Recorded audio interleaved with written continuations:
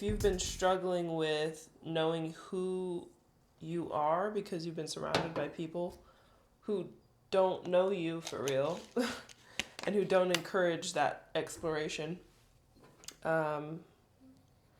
this is the video for you. I honestly truly don't know how long this is going to be, but I have 9 questions that are really going to be the key to unlock a little bit of awareness and a little bit of understanding. So let's dive right into it after I get a sip of this water. I could be drinking coffee, but I decided not to. Okay, number 1. What belief about myself have I carried for too long that it no longer serves? Okay, I hope you have a notebook. I hope you're journaling these. I hope you're pausing the video and thinking about this, because when people say, belief, whatever, that no longer serves me, a lot of times people are like, oh, you're so selfish, you're so da da da. No, if it would serve you better to walk somewhere than to ride a bike, are you going to walk somewhere or are you going to ride a bike? Which one? Hopefully you're going to walk. If the street is too narrow for a car, are you going to ride a car or are you going to ride a bike?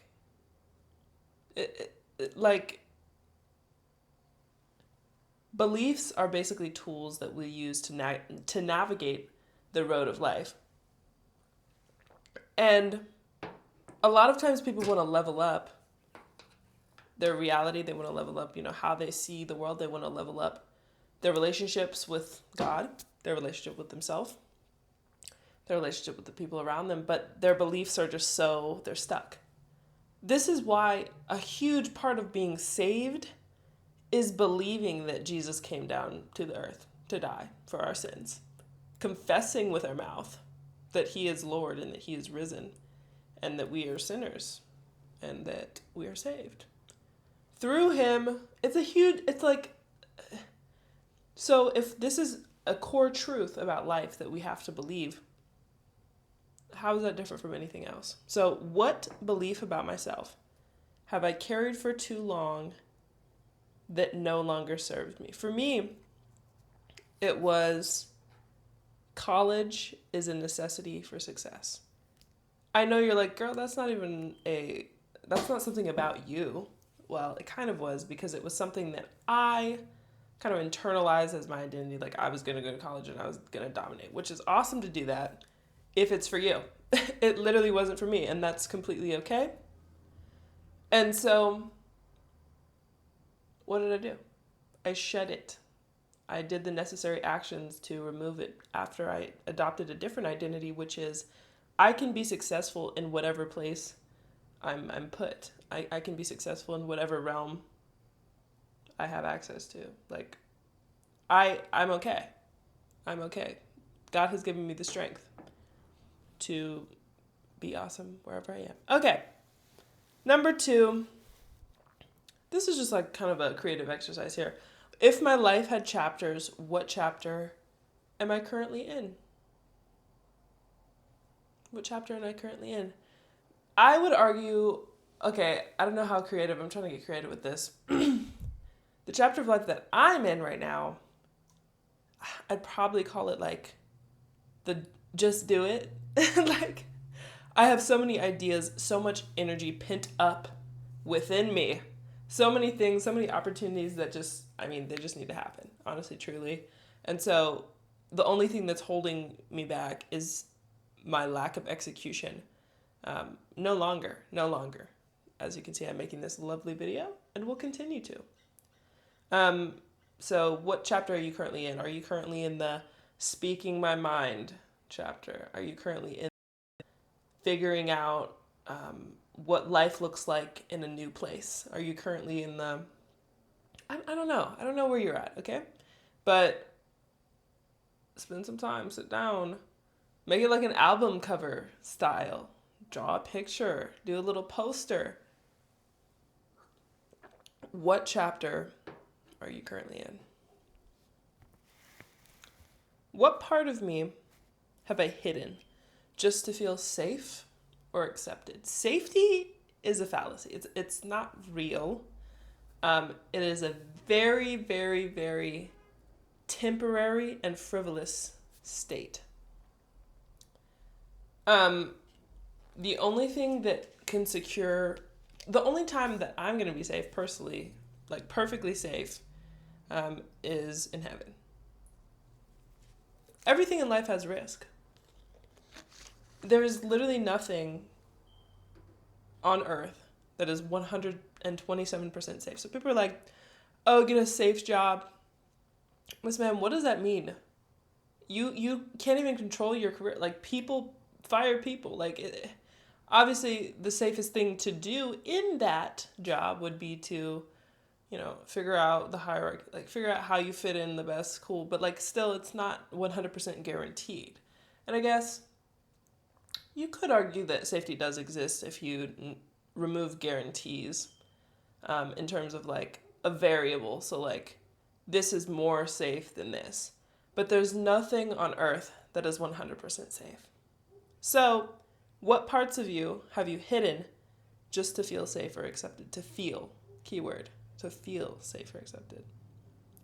And remember this, if somebody's accepting you and it's the version of you that's acting, then they never accepted you, my friend. They never accepted you. So might as well just take the risk, be yourself, act how you always act when nobody's around, and see if they accept you. And then if they don't, lovely, thank you for that information. Goodbye. Goodbye. Love you so much. Okay, number 4. Where am I still performing instead of being present?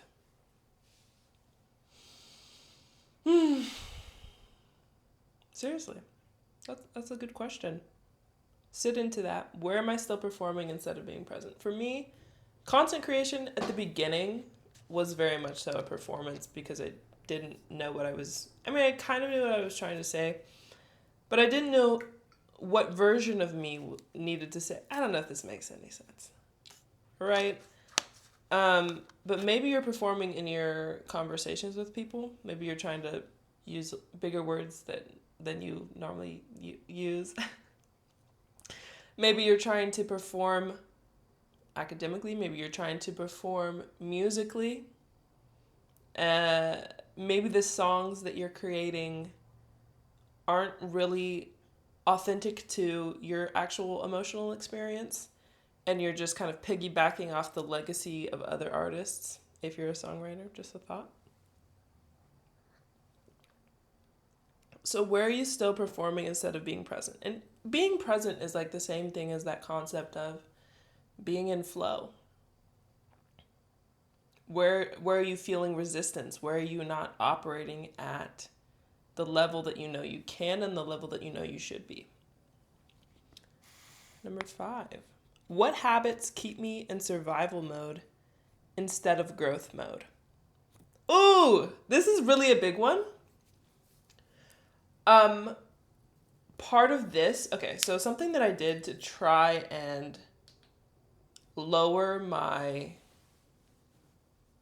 inhibit my habit of being cheap, because I grew up in households that, well, honestly, truly, on both sides, it was bad. One was kind of an overspending household. The other side was a very, very frugal house. / I don't really know what was going on with the finances, but the mindset around it was extremely frugal. So I kind of like got the worst of both worlds in that regard a little bit. But I typically defaulted to, well, honestly, I don't know what I defaulted to. It was both, depending on the moment. But either one was an extreme. So what did I do? I've started to like condition myself to not see money, any amount of money. I'm like, oh, that's only $3 million. That's only da-da-da-da. I do not see things as expensive. I see things as, okay, you just have to have the right amount of money to get it. Like, it's not like, oh my gosh, that's shocking. I don't think like that anymore. I literally don't get surprised when something is expensive. And I know you're like, Amaraa, what does that have to do with anything? Girl, you would really be so shocked the amount of people where I'm just like having a conversation, I mention a price of something that I just like heard in an article, like a house or like whatever. I'm like, okay, the price is the price. Like I don't care. If I'm not buying it, I don't really care. And if I am buying it, it's just a matter of getting the amount of money. Like, okay, what was the point here? Oh yeah, what habits keep me in survival mode instead of growth mode? So I would be like afraid to pay people to help me, to fix things. But now, please take my money. Time to me is so much more valuable. That's what kept me in survival mode was, being afraid of trusting others with my money, trusting others with ideas that I had been cultivating for a certain amount of time and being like, okay, I've done this groundwork. Now you go and help me communicate it / grow it a little bit more, give me your feedback. I used to be afraid of that. I'm not anymore. I'm not. Please. I trust people now. Probably almost too much, but I'd rather over trust than under trust. Seriously, I would. Okay, but what are the habits that keep you in survival mode? Ask yourself that. If I didn't fear being misunderstood, how would I express myself? For some people who are like super funny, like me, for some people like me who grew up kind of being, I don't know if I grew up being like the class clown or whatever, and I was homeschooled too for the first part. But a lot of my life was definitely like, oh, I'm the comedic relief. Like there's a lot of kind of stress and hard things happening in life. Here's a joke, which I still do that. Like I don't mind. It's not bad. But I used to be pretty uncomfortable with being serious and actually like expressing the multiple layers of thoughts that I had. Like I'm a creative person. So I would always, I think in like poems, like I'm poetic. So showing that side of myself was very difficult. And the articulate side of myself, I feel like I struggled with that. But now, like, if you don't understand my big word, bro, like, I don't care. Like, find a dictionary, bro. And if you actually have an honest question, feel free to ask. Feel free to ask me, because I want to help. Yeah, so that was what it was for me. But maybe you're somebody who's naturally serious, and you're like, I feel like I have a funny side to me that nobody sees, because they just don't understand my sense of humor. Bro, if you don't start just saying it, just say it, bro. People are too afraid of being awkward. People are too afraid of being sitting in discomfort. And I think you, as, Yes Theory says, embrace discomfort. Quickly, please. 7, the longer it takes for you to get over discomfort, hold on, what am I saying? The longer you avoid discomfort, the longer you're going to be in a different kind of discomfort. Life is tension, so just figure out which one you want to deal with. If you want to deal with people not even being, honestly, you're being selfish when you don't give people the chance to try and understand you. Even if you're scared, right? Like, people love people. People understand. People are actually awesome. They're pretty great. So if you're afraid that they're not gonna get it or whatever, that's okay. But don't deny them the opportunity to try. Number 7. What version of me have I outgrown but still feel attached to? I'll go first. I've overgrown the part of me that like thinks big thoughts but doesn't have big results or doesn't do a lot with it. I still feel attached to it because there's just some days where life is crazy, whatever, cool. But today actually was like a day where I was just like, I'm done. We're killing the old versions of ourselves. Again, going to the first question that no longer serve me. And I know that I'm somebody who's meant to build kingdom wealth, somebody who's meant to encourage other people to do the exact same thing, and to create content that actually speaks directly to the soul of the person that is watching. Hi. If you're watching this, you're somebody who actually cares, and you're tired of living life on autopilot, and you want to actually ask yourself the question. I truly believe that leveling up your life is leveling up the level of questions that you ask yourself, because questions are the daggers. Questions are the key to walk into a new room. Oftentimes we're asking ourselves the wrong question. A client the other day, he said, my question that I'm asking right now is, how can I lower the expenses to operate my business? And I kind of got mad. I'm like, ask yourself a different question. Ask yourself the question of, how can we find the people who have successfully created their own economy, that they're able to afford you at your highest level of compensation with no sweat? That's the question that I would be asking personally. Because why would I shrink myself, shrink my operating capacity? And you can't live like that without resentment over a long period of time. But anyways, so what version of you have you outgrown but still feel attached to? Number 9, we're getting close to the end. Not number 9, number 8. When do I feel the most me, and how often do I create space for that? For me, I love going outside. I love hiking. I love swimming in lakes.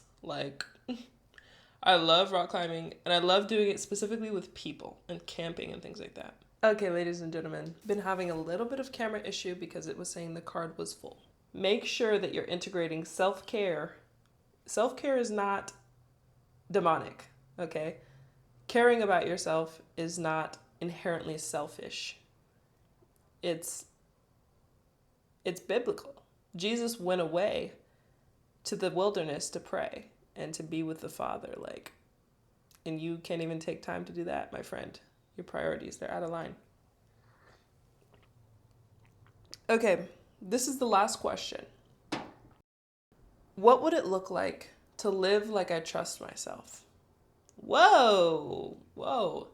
If you've never trusted yourself before, or you've never put words to the fact that you don't really trust yourself, this is okay. It's a safe space. Now that we know that you don't trust yourself, start to ask yourself this question. What's that hard conversation that I need to have? What's that risk that I need to take? What's that endeavor that I said yes to that I'm not super passionate about that I need to actually quit doing before it hurts somebody else because I'm not fully in it? And then once you have that kind of picture in your head, I would say write out a day in the life almost of what it looks like after you've had this hard conversation. Or, you know what, honestly, something that would be even better is just do the thing and then journal about it afterward. I think that would be the best way to answer that question. But yeah, what would it look like to live like you trust yourself? Ooh. Okay. That's it. Watch more of my content. It's going to help you. It's for your own good. This is not something that I just thought of randomly, which if it was, that would be good. But no, these are things that I've actually done with myself, and I've tested, and I've asked myself the questions. And we're going up from here. Even though I'm not where I want to be in life, I'm not where I don't want to be, because I've done some hard things. I've done some hard actions. I've asked myself some hard questions. And we are moving in the direction of where I do want to be. All right. Go forth, make millions. Yeah. Love you. Bye.